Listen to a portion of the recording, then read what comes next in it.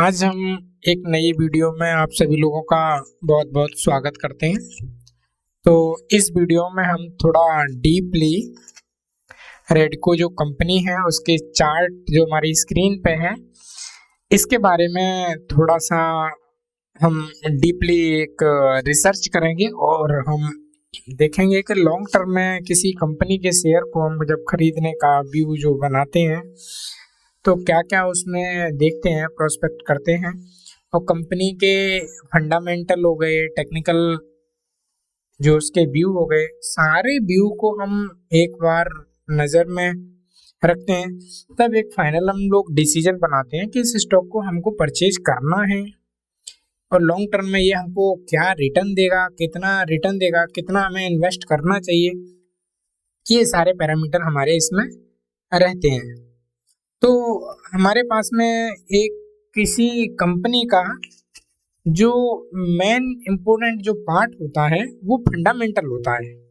ये कंपनी किस अपना मैनेजमेंट में अपने काम कर रही है, किस मैनेजमेंट में अपना सेल्स कर रही है, किस मैनेजमेंट से अपना ग्रोथ कर रही है। तो कंपनी की ग्रोथ, सेल्स, कैपिटल वैल्यू, उसकी मार्केट में उसकी स्ट्रेटेजी, सारे पैरामीटर हमारे ध्यान में होते हैं। उसके बाद में कहीं हम जाके कि स्टॉक को परचेज करने का फाइनली प्लान हम करते हैं। तो किसी कंपनी के स्टॉक में जब हम ये सारी चीज़ें देखते हैं, टेक्निकली और फंडामेंटल, तो इन सारी चीज़ों को एक बार हम चार्ट पे उसका जो व्यू लेते हैं, जहां हम सपोर्ट और रेजिस्टेंस की बात करते हैं और कैंडल की बात करते हैं और वॉल्यूम की बात करते हैं। तो ये सारी बातें जब हमारे दिमाग में या हमारे चार्ट पे शो होती हैं, उसके बाद हम अपना एक फाइनल व्यू बनाते हैं लॉन्ग टाइम के लिए। तो ये सारे पैरामीटर हम आज देखेंगे और बात करेंगे। सपोर्ट भी हम देखेंगे, रेजिस्टेंस भी देखेंगे, कौन स्टॉक हमारे आगे लॉन्ग टाइम में कितना हमारे को करेगा। तो सबसे पहले हम कंपनी के एक टेक्निकल चार्ट जो हमारे स्क्रीन पे जो खुला हुआ है, फुली ये इसका ओवरऑल चार्ट है। 2003 से ये लिस्टेड हुआ है और आज हमारा 2026 और मई मंथ 4 तारीख है, मई 2026। तो इसका पूरा हमारे स्क्रीन पे जो चार्ट लगा हुआ है, तो इस चार्ट के बारे में हम बात करेंगे। तो सबसे पहले हम एक बार इसका फंडामेंटल देख लेते हैं। तो फंडामेंटल हमको देखने पे कंपनी का जो अभी करंट प्राइस है वो 3428.60 आज की डेट में ये दिख रहा है और लिस्टेड है। कंपनी जो मिड कैप कंपनी है और इसकी जो मार्केट वैल्यू है वो 46,730 करोड़ रुपए इस कंपनी का टोटल मार्केट कैप है। ये कंपनी रेडको खैतान लिमिटेड RKL जो है, ये कंपनी अपने नाम से ही जानी जाती है। इसका एक अपने आप में एक नाम है और काफी अच्छा इसका एक इसने मार्केटिंग में वैल्यू बनाए रखी है। और ये 1943 से रामपुर में ये काम कर रही है। जो इनका जो काम है वो एक अच्छा इस तरह का माना जाता है। तो इस कंपनी में सबसे पहले हम पी वैल्यू को हम देखते हैं। जो ये पी वैल्यू है इसको हम देखते हैं। तो पी वैल्यू इसकी 77.31 है। फिर सेक्टर वैल्यू पे हम थोड़ा ध्यान देते हैं। सेक्टर वैल्यू हमारे पास में ये है। पीवी वैल्यू हमारे पास ये डिविडेंड ये कंपनी देती है, तो डिविडेंड दिखाया गया। ROE के बारे में बात करें तो ROE हमारे को ये है, एबिटा इसका ये वाला है और ROCE ये है और EPS ये है। मार्केट का जो 52 वीक रेंज जो रहा है, 52 वीक में स्टॉक ने जो परफॉर्मेंस किया है, तो 52 वीक में इसने जो लो क्रिएट किया है वो 2436 रुपये है। करंट जो प्राइस ये है, इससे 1000 रुपये नीचे ये ट्रेड किया हुआ है 52 वीक में। जो इसने रिसेंटली में जो हाई बनाया हुआ है वो 3592 रुपीज का बनाया है, 3592 रुपीज का बनाया हुआ है। ये इसका ग्राफ है ये पूरा, और मैक्सिमम ग्राफ जहां तक स्टार्ट हुआ है वहां से हम देख सकते हैं कि ये अभी यहाँ लिस्टेड है। हम शेयर होल्डिंग की जो बात करेंगे तो इसमें प्रोमोटर जो होल्डिंग है वो 40% रही है, और आज भी हमारे पास 40% है। एफआई और डीआई के बारे में हम बात करेंगे तो इन्होंने यहाँ पे 25 में अपनी होल्डिंग बढ़ाई थी, लेकिन फिर से इन्होंने 18% की रखी। जो हमारे डोमेस्टिक हैं उन्होंने इसकी होल्डिंग जो पहले 26 थी, फिर 25 हुई, फिर 24 हुई, अब इन्होंने 27% की रखी हुई है। तो ये हमको सारी बातें ध्यान में रखना है, और ध्यान में रखने के साथ साथ हमको जो टेक्निकल इसका जो चार्ट है उसको भी हमें महत्व देना है। तो महत्व देने के लिए हमारे पास में ये पूरा इसका ओवरऑल हमारे पास में जो चार्ट है, तो चार्ट को हम देखेंगे तो यहाँ से ये मार्केटिंग अपना अच्छा खासा है। यहाँ से एक इन्होंने अच्छा जंप किया मार्केट में, यहाँ से ये देखिए काफ़ी वॉल्यूम भी इधर जनरेट हुआ है, अच्छा खासा वॉल्यूम भी जनरेट हुआ है। डिविडेंड इसने ये जो दिया है, ये डिविडेंड के बारे में इन्होंने दिखाया है कि इन्होंने डिविडेंड जो दिया है वो 22/9/2014 को दिया था। नेक्स्ट जो दिया था 23/9/2015 को दिया था। ये जो दिया था 4/7/2016 को दिया था। ये नेक्स्ट दिया था 17 में, नेक्स्ट 18 में, ये 19 में, ये 20 में, 21 में, 22 में भी दिया, 23 में भी दिया, और 24 में भी दिया, और ये 25 में भी दिया। ये लगातार हर साल अपने शेयर होल्डर को डिविडेंड बोनस के रूप में देते हैं। तो कंपनी अपने आप में एक अच्छा ग्रोथ है, और कंपनी एक अच्छे वैल्यू पे जानी जाती है, कंपनी की एक अच्छी वैल्यू है। तो हम यहाँ पे इसकी करंट जो अभी चार्ट है उसको हम थोड़ा सा फोकस करेंगे कि करंट चार्ट। तो ये हमारे पास में ये जो चार्ट है उसको हम देखेंगे कि कंपनी किस तरह से अपना मार्केटिंग में वो रखा हुआ है। तो सबसे पहले मैं इस चार्ट पे जो हमारा वीकली जो टाइम फ्रेम पे लगा हुआ है, तो वीकली टाइम फ्रेम पे मैं इसके रिसेंटली में इसने जो अभी यहाँ ट्रेड कर रहा है तो ये कहाँ सपोर्ट लेके आया है ये मैं इसमें ड्रॉ करूंगा। तो ये रिसेंटली में यहाँ कहीं सपोर्ट लिया है, ये ठीक यहाँ कहीं सपोर्ट लिया है, ये मैं लाइन ये मैं देख रहा हूँ कि यहाँ ये सपोर्ट लिया है। तो मैं इस तरह की लाइनें जहाँ जहाँ सपोर्ट लिया है वो मैं एक बार ड्रॉ कर लेता हूँ। तो सबसे पहले यहाँ ये सपोर्ट लिया है, फिर यहाँ से ये कहाँ सपोर्ट लेके गया है, तो मैं देख सकता हूँ कि कहीं यहाँ सपोर्ट इसने लिया है ये, ठीक। नेक्स्ट मैं देखूंगा कि ये यहाँ से फिर कहाँ सपोर्ट लिया है, तो यहाँ कहीं सपोर्ट लिया है ये वाला पॉइंट, ठीक। तो यहाँ ये सपोर्ट लिया है।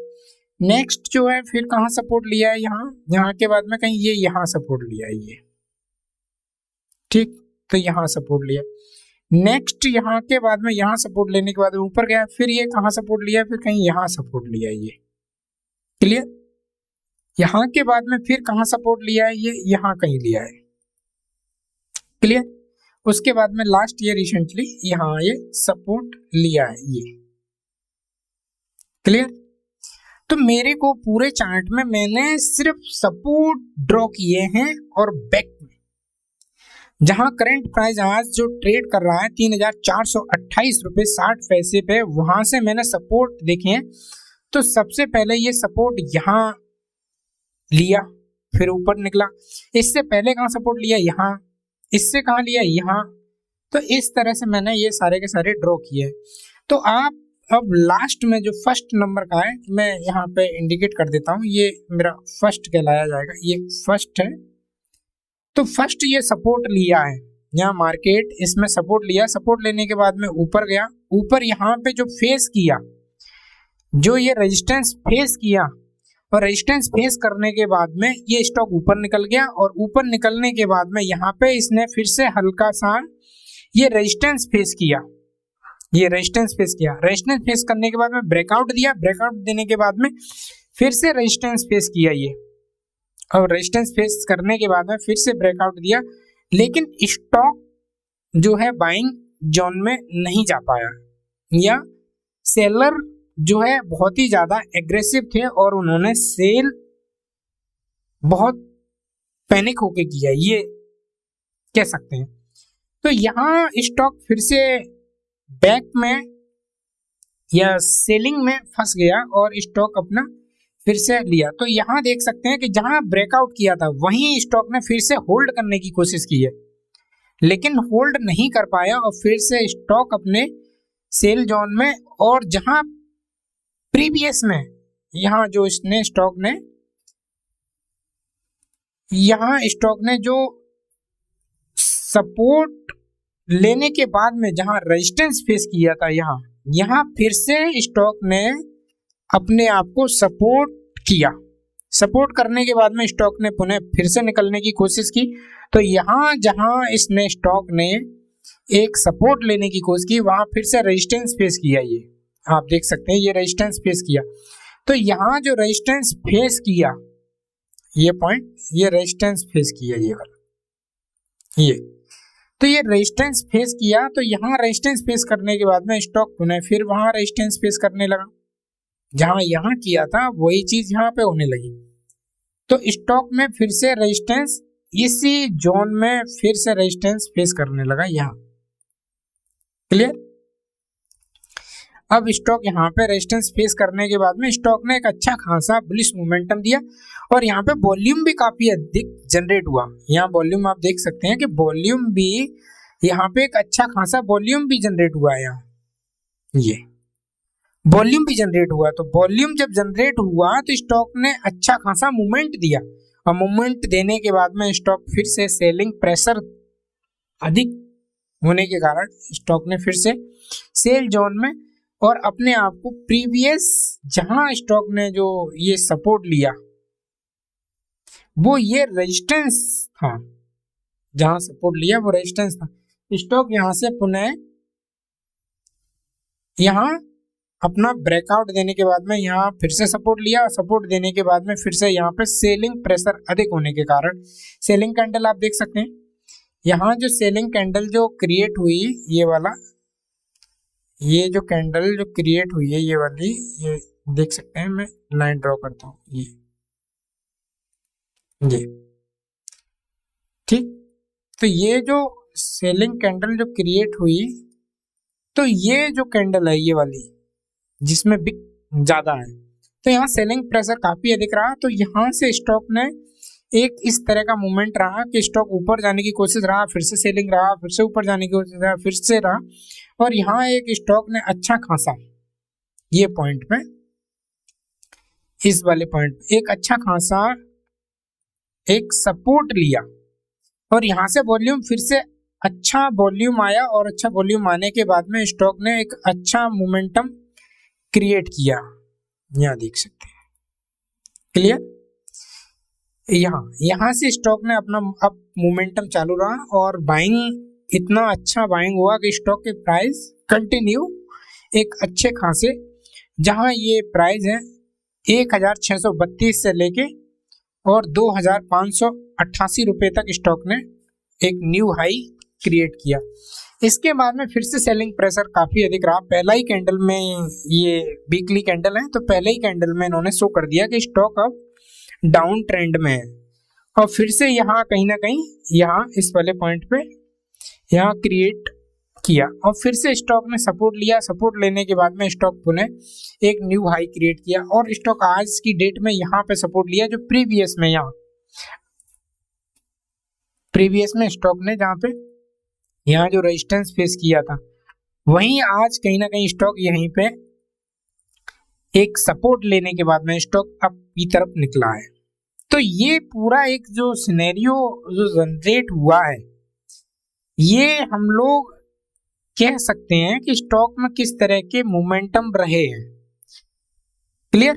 तो यहाँ स्टॉक ने जो अब यहाँ जो रेजिस्टेंस फेस किया है इस वाले पॉइंट पे, यहाँ जो रेजिस्टेंस फेस किया है, यहाँ से स्टॉक ने ये फिर से मोमेंटम एक अच्छा खासा दिया है और यहाँ से स्टॉक फिर से अप ट्रेंड में पूर्ण रूप से जाने की संभावना अधिक है, क्योंकि स्टॉक ने जो प्रीवियस में किया है वही स्टॉक अब आगे करेगा। हिस्ट्री इटसेल्फ रिपीट, इतिहास अपने आप को पुनः दोहराता है। तो यहाँ से स्टॉक एक अच्छे खासे मूवमेंट में जा सकता है। तो मैं यहाँ पे एक रेंज एक ड्रॉ करूंगा कि ये स्टॉक कहाँ से कहाँ तक आपको ये दे सकता है। तो मैं सबसे पहले ये जो ग्रीन कैंडल है ये इसका टॉप, ये और यहाँ टॉप से लेके मैं ग्रीन के ऊपर टॉप तक यहाँ तक मैं देख सकता हूँ कि इस तरह का ये है। तो स्टॉक आज की डेट में यही ट्रेंड हमारे को दिख रहा है, यहीं से स्टॉक एक सपोर्ट लेगा और सपोर्ट लेने के बाद में स्टॉक यहीं से अपनी आगे की चाल, आगे के मूवमेंट को यहीं से कंटिन्यू करेगा। क्लियर? तो हम लोग अब इस स्टॉक के एक न्यू हाई लेवल तक